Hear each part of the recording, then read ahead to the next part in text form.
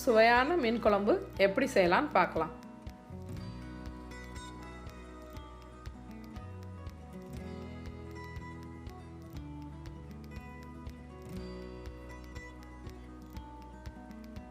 கடாயில் 4 table spoon நல்லெண்ணெய் சேர்த்துக்கோங்க. மீன் குழம்பு நல்லெண்ணெயில் செஞ்சிங்கன்னா உங்களுக்கு ரொம்ப நல்லாயிருக்கும். ஆயில் சூடான பிறகு 1/2 டீஸ்பூன் வெந்தயம் சேர்த்து தாளிச்சுக்கலாம்.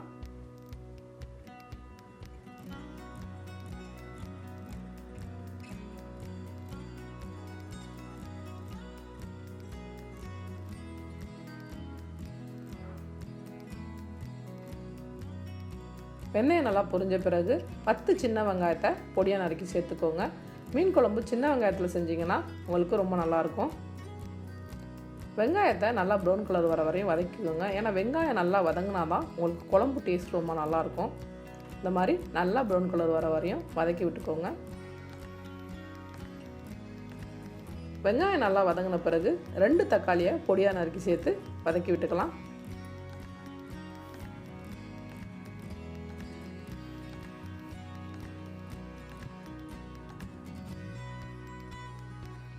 தக்காளி நல்லா பேஸ்ட் ஆகிற வரையும் நல்லா வதக்கிக்கோங்க.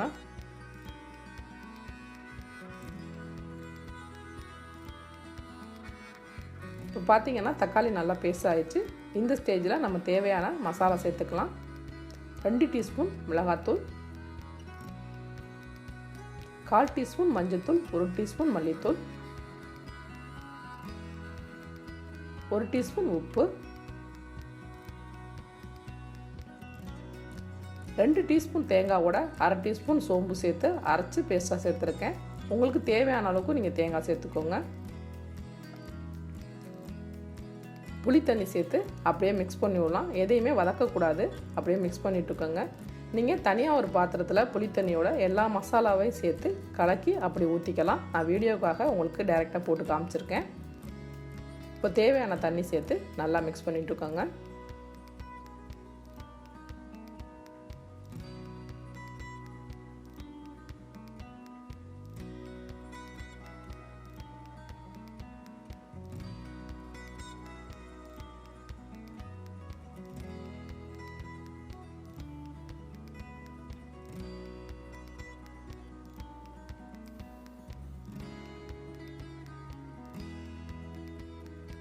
இப்போ தேவையான அளவு தண்ணி சேர்த்து உங்களுக்கு ஒரு மீடியமான திக்னஸ்க்கு வச்சுக்கோங்க.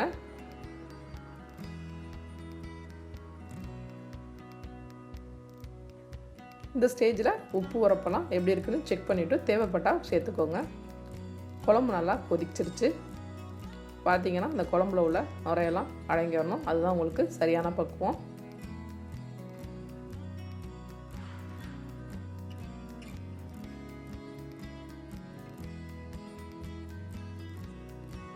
இப்போது மாங்காய் சேர்த்துக்கலாம். மாங்காவில் ஆல்ரெடி நான் உப்பு போட்டு உரசி வச்சுருக்கேன். நீங்கள் அந்த மாதிரி உப்பு போட்டு உரசி வச்சிங்கன்னா மாங்காவில் நல்லா உப்பு சார்ந்துருக்கும். உங்கள் மாங்காவோட தன்மைக்கு தகுந்தாப்பில் கொதிக்க விடுங்க. ஏன்னா மாங்காய் சிலது சீக்கிரம் கரைஞ்சிரும். அப்போ குழம்பு ஃபுல்லாக புளிப்பாயிடும். அதனால் அந்த மாங்காவோட தன்மைக்கு தகுந்தாப்பில் கொதிக்க விடுங்க. மாங்காய் போட்டு ஒரு கொதி வரலாம்.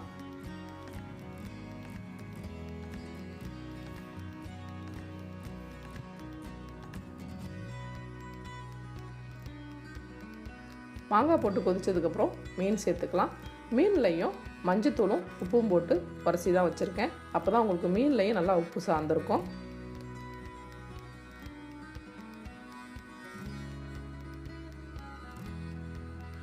மீனுமே நீங்கள் மீனோட தன்மைக்கு தகுந்தாப்பில் கொதிக்க விடுங்க.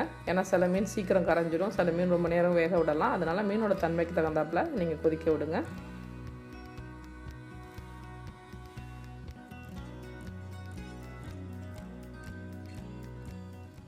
மீன் சேர்த்து நல்லா மிக்ஸ் பண்ணிவிட்டு கொதிக்க விடலாம்.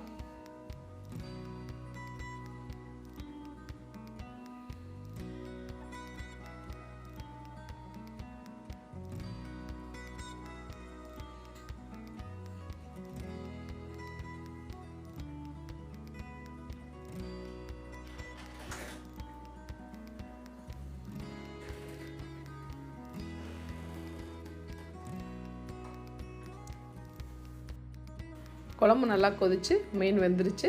இந்த ஸ்டேஜில் கருவேப்பிலை சேர்த்துக்கலாம். மீன் குழம்புக்கு நீங்கள் கருவேப்பிலை கடைசியாக சேர்த்திங்கன்னா மீன் குழம்போட ஃப்ளேவர் ரொம்ப நல்லாயிருக்கும்.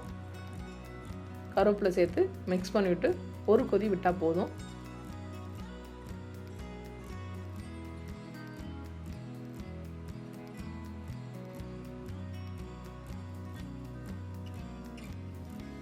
கருவேப்பிலை சேர்த்து ஒரு கொதி விட்டாச்சு.